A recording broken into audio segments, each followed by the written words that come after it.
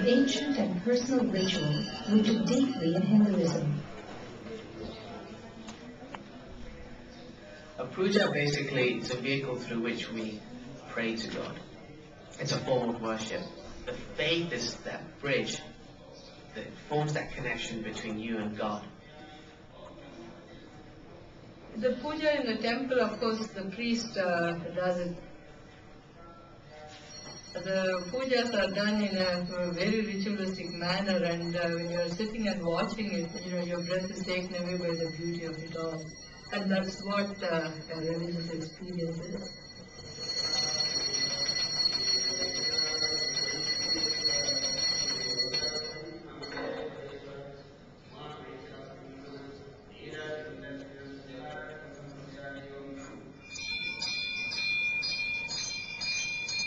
Religion is just there all the time in India.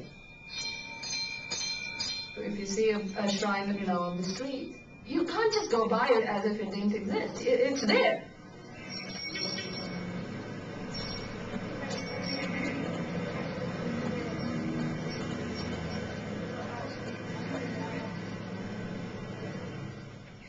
शास्त्रांगं प्रणतिभिस्तुतिर्भूरिताहे तत्समस्तं मया संकल्पेन समर्पितं तव विभो puja.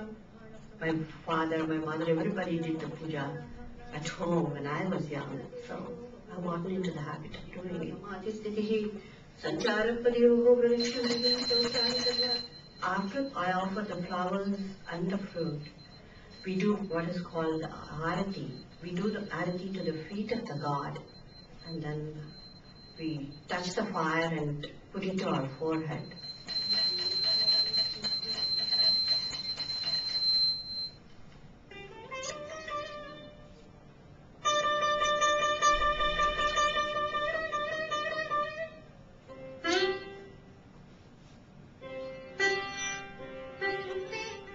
One of the world's oldest religions, Hinduism incorporates spiritual beliefs and practices dating back more than 3,000 years on the Indian subcontinent. Today, it's both an ancient tradition and a living faith, featuring rituals and ceremonies that honor a host of powerful deities. For Hindus, these deities represent aspects of a single, infinite, divine spirit, known to most as Brahman. Through puja, worshippers express their religious devotion by honoring aspects of the divine spirit most relevant to their lives. I guess I prefer Lord Ganesha because he's who you worship before you start anything, which means that it's just like you're praying to him saying, okay, I'm going to start this task. Please make sure that I'm able to finish it properly. I like all the gods and goddesses because, they're basically all one. But I'm more partial towards Krishna. I can really relate to him. He's mischievous and he's kind of, naughty, but at the same time he's very kind and compassionate. Within the Hindu pantheon, 3 deities are most commonly worshipped. Vishnu, the preserver and protector of world order, appears in many incarnations, such as Krishna, and is also signified by stylized versions of his footprint. Shiva, the creator and destroyer, is often portrayed as a male figure with his consort Parvati, or is represented by the abstract linga and yoni. The goddess Devi exists in many female manifestations, including Lakshmi, Durga, and Saraswati. Each individual deity represents a certain characteristic. It may be knowledge in the case of goddess Saraswati, wealth in the case of goddess Lakshmi. So you go to each individual idol and you focus on that one characteristic, and you pray for that one characteristic, which is why we have different deities, because you can just concentrate on that one aspect of God. Even though for an outsider it looks as if we're worshipping a whole lot of idols there, but actually it is not. It's the different aspects that we are worshipping.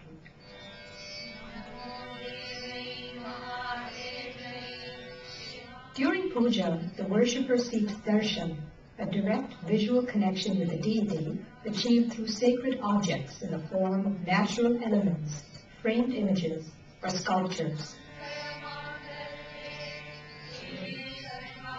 Regardless of its form, the object becomes a receptacle for divine energy and a focal point for the worshipper to see and be seen by the deity. In the pujas, daily pujas that goes on, you offer yourself and bring down that, what they call aham, that is in Sanskrit, aham means that ego is put under control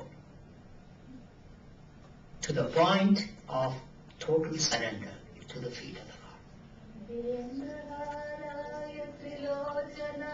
Whether at a temple, an outdoor shrine, or in the home, puja begins with preparation. At this temple to Shiva, the priest bathes the linga in sacred substances, among them milk, honey, and sandalwood paste, both as an offering and a display of adoration. Part of the bathing involves rinsing away each sacred substance with water to avoid mixing them.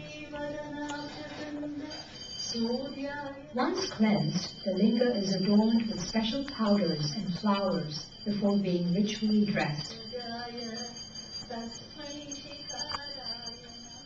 When you go to a temple and sometimes when the bathing and dressing of the god, they have the curtains drawn in front. And when they open the curtains, it's totally, completely dressed, and sometimes your breath is taken away.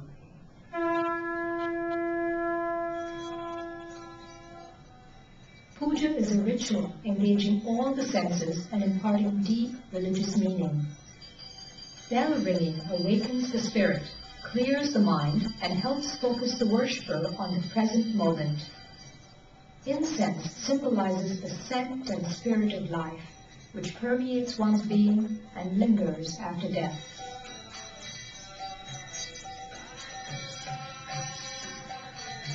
Fire suggests the presence of the divine contained within oneself.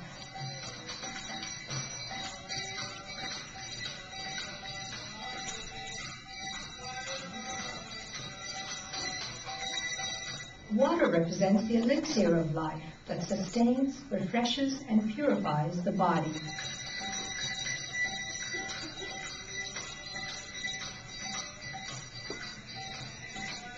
During the ritual, worshippers offer flowers or food to the deity. These offerings are essential to the ceremony, reinforcing the concept of reciprocity, that in giving, one receives. Likewise, Hindus believe that when they receive, they should respond in kind, but these offerings need not be lavish. Do we need to have an elaborate offering? The answer is no. Do we have to have all kinds of grandeur in the presentation of puja? The answer is no. The poorest of the poor have the same access with whatever they can afford to offer, and it will be accepted. They're almost like a present. It's like you give them to God, you say your prayers, and then God will, touch them spiritually somehow, and you take it back, and then when you eat it, it's like you're taking God inside of you.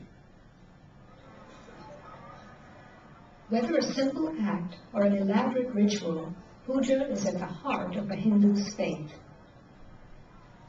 And while it may vary in its context and practice, for millions of Hindus around the world, there exists in puja a common purpose.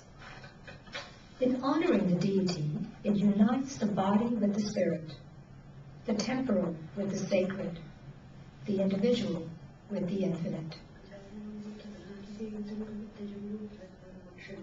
When the pujas are performed, it gives you peace of mind and an understanding